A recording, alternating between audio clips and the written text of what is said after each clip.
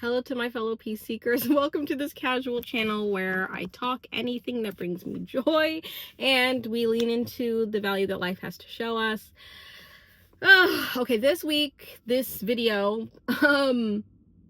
is not that joyous. It's not something that's like a happy topic, although I really do want to lean into the joy and happiness of the channel, of my own experiences that I want to share with people. This is something that impacted me in a really difficult way that's like overall negative, but led me to being a happier person that's focused on finding joy and just stability in general.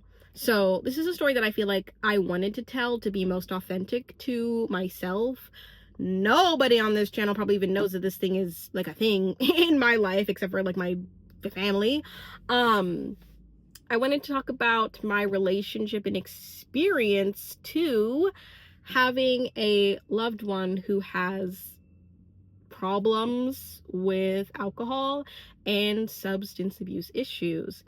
Of course, throughout this video, I'm going to be incredibly respectful of my loved one's privacy because they did not they did not subscribe to having this just like aired out. This is me speaking from my own experience because I feel like I needed somebody to speak on this. I needed to watch a YouTube video that was focused on this because I was just in the worst place that I had been in my whole entire adult life. Not my childhood, because in my childhood I had moments where I wanted to straight up pass away. Like I didn't want to be there.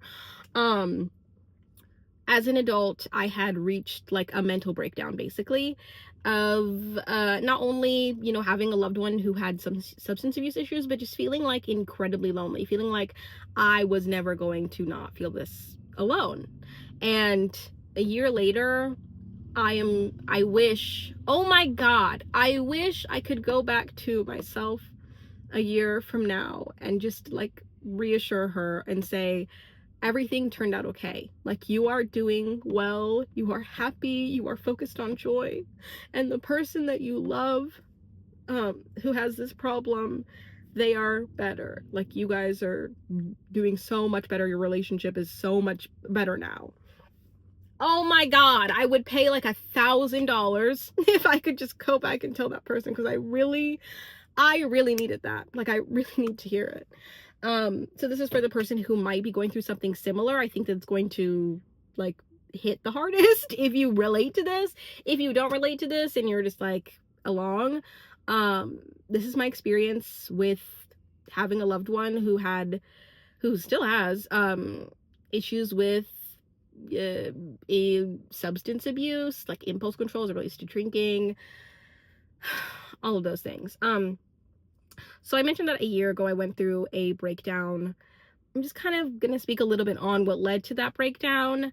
I on top of having a loved one who had substance abuse issues, and I know it's kind of like a loved one, like who is it? Just name names. You're not even famous. Oh my God. It's just out of, I know it's like frustrating because I watch these YouTube videos where people will do that too.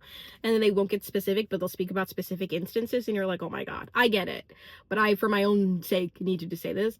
I so badly don't want this to be me just like blaming this person, being like, oh my God, this person made my life hell, this person is so difficult, this person blah blah blah blah blah. Like, it wasn't just this person that made my life hard. It was a lot of internal battles as to like me trying to figure out like how to make life better for not only me but this person, but in turn like really like tiring myself out, really exhausting myself in a way that I did not need to do. Because when you go through supportive groups like this anonymous group for people who have loved ones with substance abuse issues, I'm not going to mention that specific name because they tell us every meeting not to talk about it, but if you can piece two and two together, the only thing that you can control is yourself. You cannot control anybody else's actions. I've learned that you can influence people, but you can never be the driver to like make somebody pick up a drink or do a drug. You can't. So even just like that journey of realizing that, when I first started drinking, it was like, oh my God, this is so cool the way that we socially have just kind of accepted that we can all gather in this group, and for those of us who are like more stressed and anxious about being in the situation, we can solely just rely on something that can like help us alleviate this like issue, and that makes everybody a little bit more stupid, and we can all come together in our stupidity and giggle together, and like the stress will be taken off just like that, just by committing to a couple drinks. Like, oh, and some of them taste good, amazing. Especially as it relates to my relationship with this person, I was like, this person is more vulnerable when we drink. I'm more vulnerable when we drink. I love this. And I even told them that. I was like, I love that we can be like our most open, most honest, most whatever selves, and like we have a good time out of it. That's so cool. Like rarely I had a bad time in the beginning. And then it just got to a point where you just start having bad times. And not only do you have bad times, but then there's some lying every once in a while, because when you notice that there's a problem and you call it the problem, it's either that the person that you are calling out the problem with agrees or they do not agree. And so then from there's like that conflict of, okay, how are we going to proceed? In some cases, I think that people stop, but in a lot of cases, people don't. And it's hard because I would assume the average person wants to see your loved ones be okay and be better. In some ways, you become a little controlling. I was controlling when I noticed that my loved one had this issue, because it wasn't just like, oh, we're having fun and we're giggling and we're being stupid together. It was like things are being said that are really hard to hear. Like things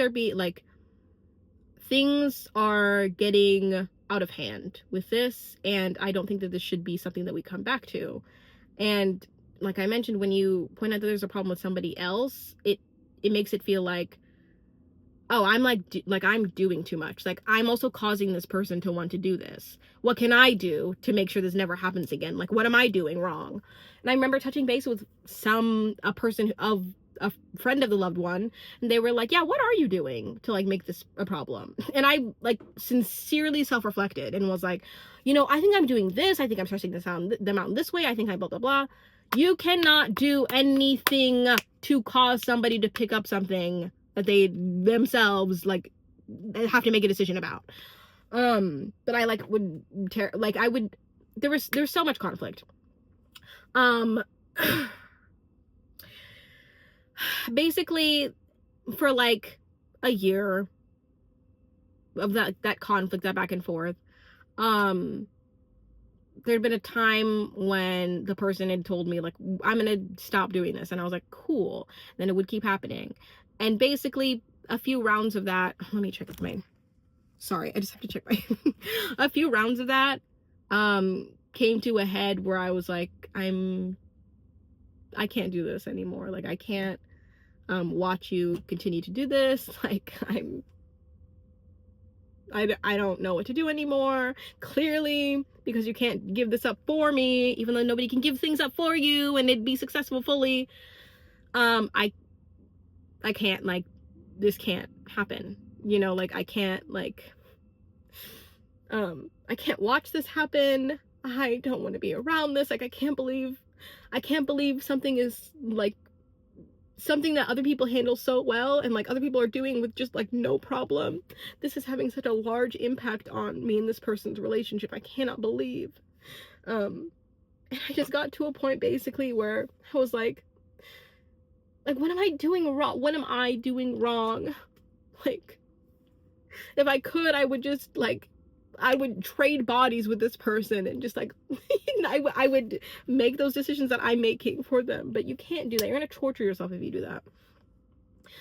And so I got to a breaking point of just being in conflict with this person, and I just at one point I just broke down in my living room, just cried out to God. And my relationship with God is something I'm even just working through now. And I just cried out to God, and I was like, God, I can't do this. I can't keep doing these things that you keep throwing at me. Sometimes it feels like there are people that just are given so much, or given such a good life, or given such good coping skills and money and whatever, and I feel like I'm not one of those people, and these things just get thrown at me. And then like a couple days later, I had been diagnosed with blood clots. I'd been diagnosed with blood clots, and I was like, not only do I have this person who can't stop drinking, I also have blood clots in my lungs, 1 blood clot for each lungs, 2 blood clots. And I was like,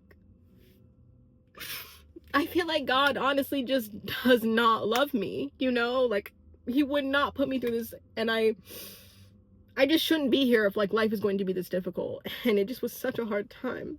So I cried out to God,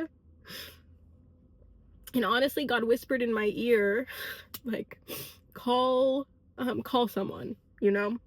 And I looked into like Al-Anon, and I'm not supposed to be talking about Al-Anon, but like celebrities have talked about Al-Anon, so I called the Al-Anon hotline, and I was like, hi, I don't know what to do, I just really need some help. And this lovely woman picked up the phone and was speaking to me words that I needed to hear for like a year, and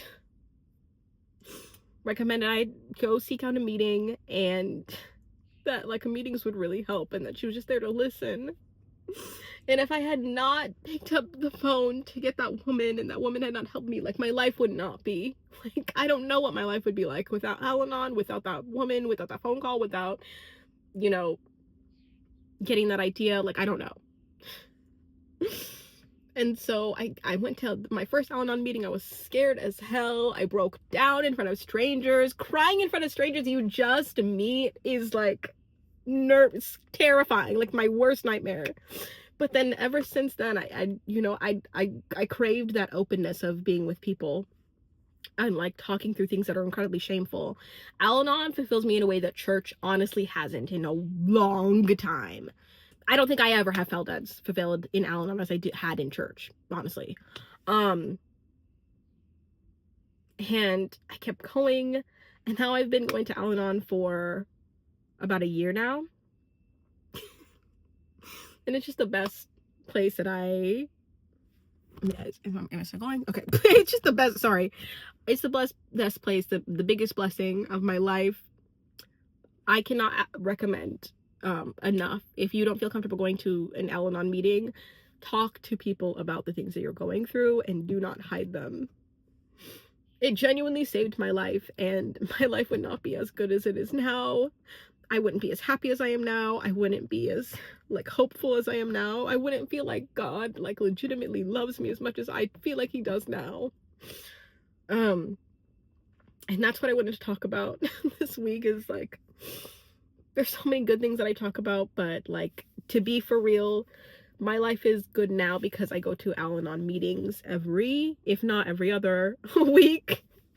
And they really help me like just focus on the good in life and really show healing through community. And I did not believe in that really until I went and stepped into that meeting room. Oh, so if you're affected, I hope this maybe gave you some hope, or any sort of inspiration. If you maybe check out a meeting, that's all I have.